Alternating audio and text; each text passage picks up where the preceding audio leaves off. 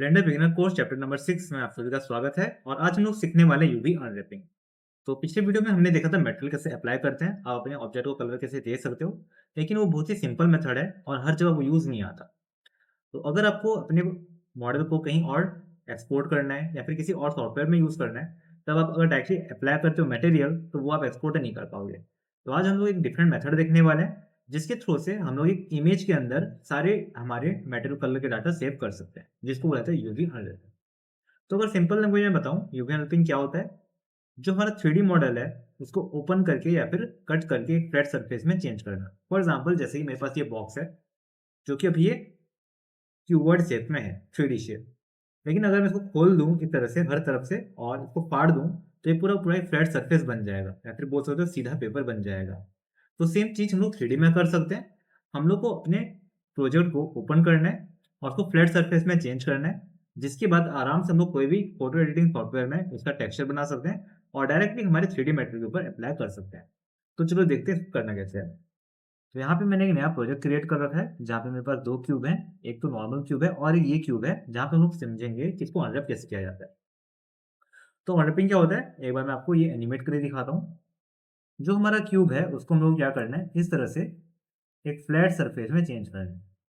क्योंकि मेरे क्यूब में 6 फेसेस होते हैं, तो हम लोग क्या करना है, इन 6 क्यूब के फेसेस को ऐसे फ्लैट सरफेस में चेंज करना है। जिसके बाद हम लोग आराम से इस इमेज को ले सकते हैं, अपने फोटो एडिटिंग सॉफ्टवेयर में डालेंगे और इस तरह का एक कोई भी हम लोग इमेज ऐड करना हो, टेक्सचर ऐड करना हो, कुछ भी ऐड करना हो वो बना सकते हैं और डायरेक्टली इसमें ऐड कर सकते हैं। तो इसको करने के लिए हम लोग को करना पड़ता है रैप। इसके लिए आपको कहाँ जाना रहेगा? इसके लिए आपको जाना है यूवी एडिटिंग में, जहाँ पे हम लोग रैपिंग कर पाते हैं। तो ये जो मेरा शेप है, ये ओरिजिनली क्यूब नहीं है, एक्चुअली मैंने ये 6 प्लेन्स को मिला के बनाया था। तो इसको हम लोग को कुछ नहीं करना है, हम लोग जो मेन देखेंगे इसको देखने वाले हैं। तो मैं ऑब्जेक्ट मोड में आता हूँ। बाय डिफ़ॉल्ट जब आप यूवी एडिटिंग में जाओगे तो ये एडिट मोड में रहता है। अगर आपको दूसरा कोई ऑब्जेक्ट सिलेक्ट करना है तो आप ऑब्जेक्ट मोड में जाओ, सिलेक्ट करो और फिर से एडिट मोड में आ जाओ। तो जितने भी हमारे बाय डिफ़ॉल्ट शेप्स रहते हैं, जब हम लोग नॉर्मल कोई भी प्रिमिटिव शेप लेंगे तो उसका ऑलरेडी यूवी अनरैप हुआ रहता है। तो इसलिए यहाँ पे आपको डायरेक्टली इसका यूवी अनरैप वाला शेप दिख जाएगा। तो इसको मैं पहले डिलीट करता हूँ और हम लोग अपना नया खुद से यूवी मैप बनाएँगे। तो इसको डिलीट करने के लिए मेरे को आना है यहाँ यूवी मैप्स, और जो ऑलरेडी बना हुआ है यहाँ पे यूवी मैप, इसको डिलीट कर देता हूँ। तो आपको दिखाई देगा यहाँ से ये हट गया। अभी नेक्स्ट आपको क्या करना पड़ता है, जब आपको कोई शेप को यूवी अनरैप करना हो तो आपको उसमें कट्स लगाने पड़ते हैं। कट लगाना मतलब सच में नहीं काटना है, आपको लाइन मेंशन करना पड़ेगा कि जैसे कि मैंने बताया कि हम लोग अगर इस बॉक्स को ट्राई करते हैं फ्लैट पेपर में चेंज करने का, तो मेरे को इसको कहीं न कहीं से फाड़ना पड़ेगा। यहाँ से तो ये ऑलरेडी खुला हुआ है, लेकिन इसको भी मेरे को क्या करना पड़ेगा, कहीं न कहीं से कट करके निकालना पड़ेगा, तब जाके ये फ्लैट होगा। तो सेम हम लोग को 3D मॉडल में भी करना रहता है कि हम लोग को कहीं न कहीं से उसको कट का मार्क देना पड़ता है, जिसको बोला जाता है सीम। तो यहाँ पे हम लोग आ जाते हैं एज मोड में, और फिर मैं शिफ्ट होल्ड करके यहाँ पे एजेस सिलेक्ट करता हूँ, जो मेरे को कटिंग करना है। और हम लोग यहाँ पे अपना ओरिजिनल मॉडल यूज़ नहीं कर रहे हैं, क्योंकि ये बिगिनर सीरीज़ है, ताकि आप क्लियरली पहले यूवी वाला समझ जाओ, उसके बाद अगर आप कॉम्प्लिकेटेड शेप्स में जाओगे तो ईज़िली कर पाओगे। तो इस तरह से मेरे को कटिंग दे देना है, तो मैं इतना एजेस सिलेक्ट कर रहा हूँ। अगर आप अभी थोड़ा-सा इसमें दिमाग लगाओ तो आपको क्या दिखाई देगा, यहाँ पे मैंने कटिंग डाल रखा है कि ये यहाँ से कट होना चाहिए। तो जब हम उसको ओपन करेंगे, मतलब जब ये अनरैप होगा, तो एक टी शेप फॉर्म होने वाला है, जो कि ओरिजिनली क्या था, ऊपर एक फेस था, बीच में टी था और फिर नीचे और 2 फेस थे। अभी क्या होगा, ऊपर 3 फेसेस रहेंगे और नीचे स्ट्रेट में टी शेप में और 3 फेसेस रहेंगे। तो पहले मैं सिलेक्ट कर लिया, इसके बाद आपको करना है यू, और यू करने के बाद यहाँ पे आपको यूवी अनरैपिंग ऑप्शन आता है, नीचे जाके आपको लेना है मार्क सिम। जैसे ही आप मार्क सिम पे क्लिक करोगे, आपको दिखाई देगा यहाँ पे डार्क ऑरेंज कलर का आउटलाइन आ गया है, जो बताता है कि ये शेप हमारा अभी सिम मार्क हो चुका है। तो अगर हम लोग इसको अनरैप करेंगे तो इसी पैटर्न में ये कट होके आएगा। अब आपको करना है ए, मतलब सिलेक्ट ऑल, और फिर जाना है फिर से यू, और जो सबसे पहला वाला है अनरैप एंगल बेस्ड, उस पे क्लिक कर लेना। तो जैसे ही मैंने बताया, यहाँ पे आप देख सकते हो ये टी शेप में आ गया, और मैंने कटिंग जिस पैटर्न से किया उसके हिसाब से आया है। यहाँ से ये एक फेस है, अगर आप फेस मोड में जाओगे तो सिलेक्ट करना, आपको पता चलेगा कौन सा क्या फेस है। ये सबसे नीचे वाला फेस है, इसके बाद ये वाला फेस है, फिर ये फेस है, और ये जो टी फॉर्म हुआ है, ये दोनों फेस आपस में जुड़ गए हैं, क्योंकि हमें बीच से कट नहीं था। क्योंकि ये तीनों साइड से कट है, बस एक ही साइड से जुड़ा हुआ है, तो ये इसके साथ जुड़ा हुआ है, और फिर ये जुड़ा हुआ है नेक्स्ट वाले के साथ, और ये जुड़ा हुआ है इन साइड वाले दोनों के साथ। तो आई होप कि आपको मार्किंग सीन क्लियर हो गया रहेगा। अभी देखते हैं कि हम लोग इसमें टेक्सचर अप्लाई कैसे करेंगे या फिर इस शेप को लेके हम लोग कैसे एडिट कर सकते हैं। तो आपको क्या करना है, सिलेक्ट ऑल करना है ताकि आपको ये सारा दिखाई दे।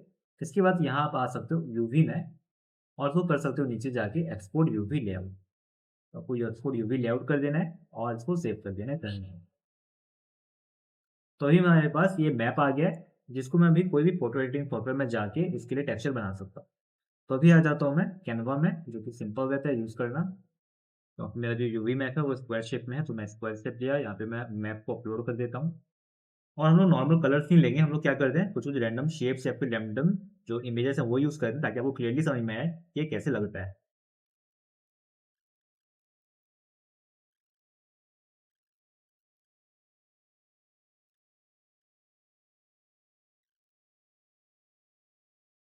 कोई भी मैं इसको नाम दे देता हूँ, अभी के लिए 1 दे दिया हूँ और ये सेव हो गया है।